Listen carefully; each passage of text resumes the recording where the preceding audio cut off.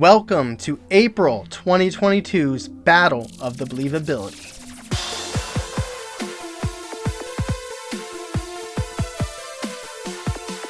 So we have 3 episodes this month, back to what I prefer versus just this one or that one. Yeah, right? It's just not just an apple and an orange. Just not an apple and orange. We're throwing some cherries in there, some strawberries. You're just naming fruit.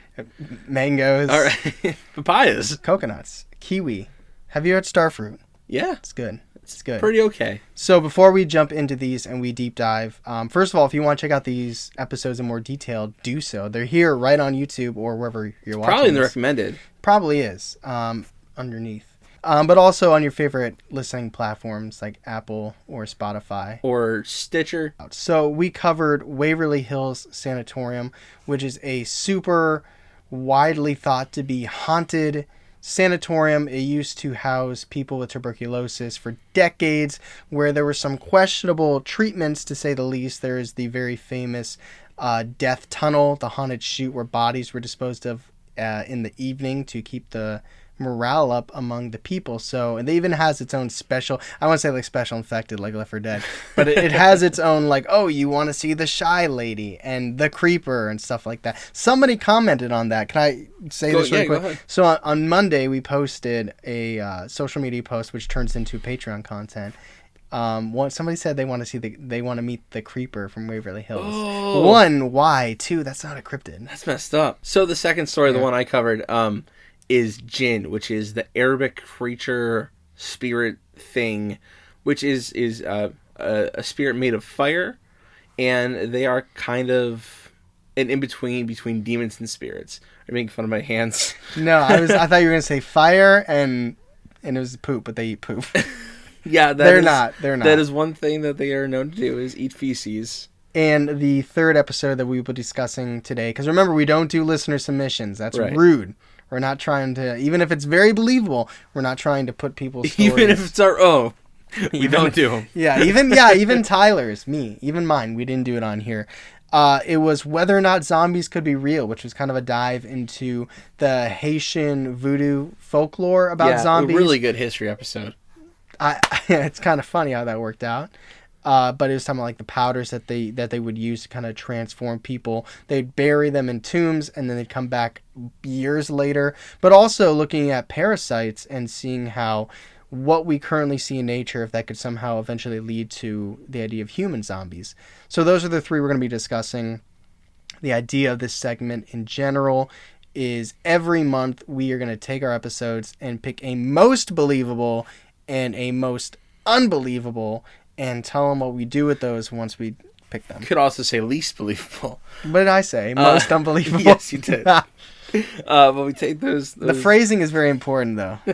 We take those concepts and we put them on our charts, and we're going to take them at the end of the year, and we're going to discuss all those episodes, the most believable and the most unbelievable, or the least believable. Because you have to put "un" in there, you know what I mean? It's like a trademark. I guess so, yeah. Like if you look in the dictionary now for unbelievable, you might see fairies. Or at least our episode on fairies. Okay, so Waverly Hills.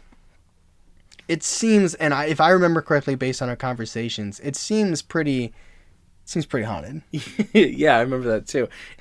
Good. There's so much trauma and energy there that it feels like there has to be some kind of something. The good thing about the Waverly Hills, good in terms of the way that we're utilizing it, I guess, right, is it has every component that you would want in a good horror story and a good like research piece, where it has its origin, like where it came from. It didn't just come out of from nowhere. Like it was a space turned into a hospital, tuberculosis patients. Like you understand the trauma with that. Like these are people that they didn't know if they were going to get better. Years of just heartbreak. About the treatments. They were putting like sandbags on their chests to try and help strengthen the lungs, like bench pressing sandbags for your lungs, and then on top of that, so it's like all this trauma, then you have all these investigators coming and saying it's haunted, and it even has like known ghosts, like, oh, when you go, tell Timmy I said hi, he's gonna roll the ball at you. So it kind of has everything you would want in a full circle horror topic. Yeah, but those known ghosts, like you're talking about, those are the thing that kind of almost pull me out of it. Those are the things that almost make it feel like it's like kind of gimmicky. That, you know what, that is a fair point, and I don't like, we can't already crown it as believable, so I think it needs to have a hit point, and I think that's it. Yeah. So let's move on to Jinn. So like I said, Jinn come from the Arabic culture, but they could be even older than that, because I think in essence they are elementals. Everything I read about them didn't say that they were elementals, but they came from this smokeless fire, which is essentially blue flame. And we read a lot of interactions between people and what they called Jinn in articles and stuff like that, and there's a lot of creepy stories. Yeah, I remember it struck me that you could hear that story without being attached to the idea of a Jinn, and somebody else might say it was like demonic or a ghost. But in that like region of the world, it's like, oh no, that's a Jinn for sure. Absolutely. In that whole area, it's like not even questioning Jinn.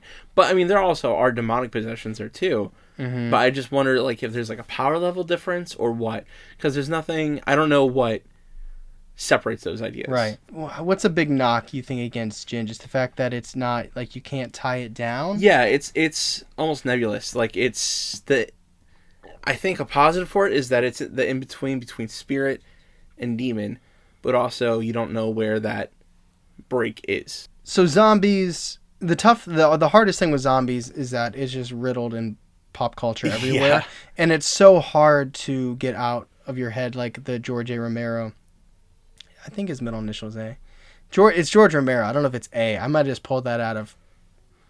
But, or like 28 Weeks Later, Left 4 Dead, Resident Evil. All these things where it's like a rotting corpse, skin is falling off the cheek, and they want to eat your brains. Plants versus zombies, you know what I'm talking about. I think that hurts it because it's so hard to get that out of your mind when you think about it. Whereas it's more so thinking of like the idea of like, you not being in control of yourself and your own actions, almost kind of being like a slave to someone else, like that type of a zombie, rather than like it's undead, where people in the Haitian culture would leave or be assumed dead and even put in a tomb, and then years or months later show up somewhere in like the market and like, hey, yeah, it's you. Like you mentioned, even in the episode, it's tradition for like tombs and graves to be guarded for at least a night. And the idea that like a Bukor would take someone and kind of make them their slaves, and then they got out of it. But then it transitioned. It feels that it's compartmentalized a little bit, because then you have the whole parasite idea, which is that's more of like setting the groundwork to make it more easily digested and how it could become something scientific. You know, like how zombies could really be. In my mind, I'm just reading Luis Serra's articles in Resident Evil 4. And I really enjoyed the conversation about the parasites, but also someone sent us something else about parasites on Instagram, and I said, no, I'm done with parasites now. So I think that one is tough because it's definitely more in the theory, conspiracy realm. Like, it's kind of like we have a very traditional haunting. Yeah. And then we have, like, an entity that has spanned centuries. Yeah. And then we have pop culture mixed with Haitian folklore mixed with potential opportunity for it to be a real thing. I think I have my exact order, but I don't want like... I don't have anything planned. No? I don't have anything. This is so weird. I think I have my exact order. I'm over zombies. here pointing at stuff. We need a cameraman that can rotate the camera. I know, right? This $40 stand doesn't do shit. I was believable in all three. This is tough for you, I had a gullible month. Which one do you want to go, top or bottom? Let's go bottom. Bottom. Which one do you think is going to be fighting for most unbelievable? I think for me right now, yes, the most unbelievable is Waverly Hills. Really? Mm-hmm. Oh, no. And that's just because I really don't like the gimmicks of Timmy and the Creeper and the Shy Lady.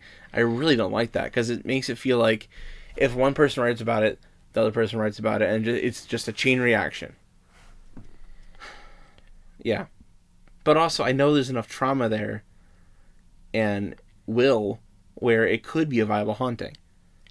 See, my argument for that would be that I think the component of it that you're dissecting, I think it makes sense. The idea that there's like these special entities there. But I don't think that would make the sanatorium not haunted. I know. You're right, and that's not the question though. Is it haunted? Is the question? Yeah, it's just whether or not it's haunted. I don't know. I'll give you my bottom. I think my bottom is zombies. Really? Because it's just all over the place. Like, they're not around. Like, we're already even saying, could they be real? So this is like, if you think there's any chance Jinn are real, and if you think there's any chance there's a single ghost in Waverly Hills Sanatorium, it kind of has to be zombies. I do think there's a ghost. I think it has to be zombies then, because the idea is, could it? It's a theory. And in the bottom, I think you're right. I'm better for Lori. I think you're right. I go with zombies as well. Okay. So that's the very bottom. So now we have the middle one, which kind of just floats off. It's like it gets the participation award, right? Like, it doesn't get to move on, and we won't see it again in December. But it doesn't have to worry about being ever crowned the most unbelievable episode. It just kind of gets to be itself. It gets to just walk off in the sunset. Okay, so let me ask you. Yes. How do you feel about those entities in Waverly? I think there's a good possibility that could be what you're saying, where it's just like a couple people said it. Everybody, want to be inclusive. I don't want to say conformity, but like the group think, or like wanting to be involved. Like, oh man, somebody went there and saw this. I want to go there and see that, or I hope I do. And even if I didn't, maybe I'll write about it on the internet and say I did. So I totally see your concern, but it's just that some of them have so many people, and I swear I couldn't find that photo anymore after I researched. I swear I saw the shy lady. Yeah. I think that there's probably multiple people that have seen at least some of them. Something. Yeah. We got Instagram messages about people that had been there. Yes. And had seen things, had heard things. The trouble with this one for me is I have a hard time believing. I believe in ghosts. Like that's kind of like the standard, right? Like, if I didn't believe in ghosts, then all of these would be up, they'd be subject to critique. Be a real shame over here. They are. But I buy into ghosts, and this fits the mold on what I assume would be a haunted location. And people report that it's haunted, and both past and current paranormal investigators have gone and claim it is. I have a hard time thinking that it's not haunted, and if it is, I don't understand. I would have a hard time not putting it number one. There's a lot of family stories about Jinn. There's a lot of like people, like an uncle. What was that one story? Like my cousin's uncle or something, or my friend's uncle, and it was a great story. But also, how reliable are those outer family? There's not a lot of like first-hand encounters, although that's just from what I saw. There might be a lot more, but you know what I mean. Like, there's certain things I grew up hearing about, which I'm more inclined to just assume as either truth or something easily to just latch onto. Where for me, like outside of Aladdin, I didn't read or hear anything about Jinn. I would just keep saying genie this, genie that. Yeah. Give me a wish. So I guess I do have to make it number 2 for me. I agree with you 100%, which is good. One of these days we're going to really, really not agree. Totally disagree. It's going to be a 45-minute battle of the believability. It just ends in a fist fight. But, so are you agreeing? I agree. We're going to go with Waverly Hills Sanatorium as most believable, moving on to December, where it's going to fight for the most believable episode. Yeah. Jinn, we said you're either viable or believable. You're up there. Mm-hmm. And you don't have to worry about fighting for your honor in December. All the Jinn listeners are very happy. Thank God. Go eat your poop in peace. But at the bottom, we do have, could zombies be real? Because it's theoretical. I was talking in our Discord today. I don't know if I would consider it a conspiracy, but it's probably the more conspiracy that we've done recently. I guess so, yeah. But you will be back in December, zombies, to defend your honor and defend yourself against fairies. So you're probably fine. Oh, boo. You're fine. But anyway, that is our list. Do you have any closing comments? Any final thoughts? Thank you for joining us on this episode. I hope you enjoyed it. And if you want to listen to more, there's so much more out there. Oh, yeah. YouTube, our podcast, our normal episodes where we deep dive into these topics. Patreon. If you're enjoying this and you like the episodes, that might be your next stop. Never know. But anyway, thank you so much for listening and watching, and stay tuned for next month's Battle of the Believability.